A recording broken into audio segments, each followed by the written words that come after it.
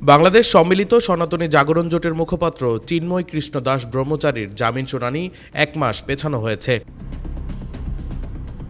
মঙ্গলবার সকালে চট্টগ্রামের মহানগর দায়রা জজ মোহাম্মদ সাইফুল ইসলামের আদালতে জামিন শুনানির তারিখ ছিল, কিন্তু চিন্ময় দাসের পক্ষে আদালতে কোনো আইনজীবী উপস্থিত না থাকায় ২ জানুয়ারি পরবর্তী সময় নির্ধারণ করা হয়।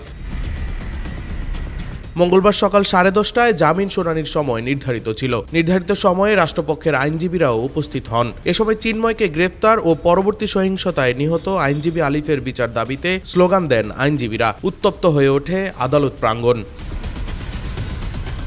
তবে চিন্ময়ের পক্ষে কোনো আইনজীবী শুনানির জন্য উপস্থিত না থাকায় আদালত শুনানির জন্য ২ জানুয়ারি দিন ধার্য করেন। পরে আইনজীবীরা আলিফ হত্যাকাণ্ড ও আদালত প্রাঙ্গণে হামলা ভাঙচুরের ঘটনায় দায়েরকৃত মামলায় চিন্ময়কে আসামি করার দাবি জানান।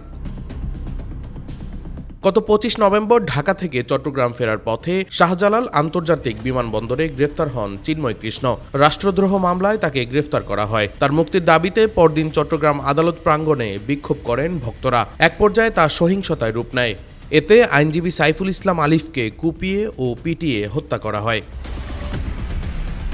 Desk report, metro TV.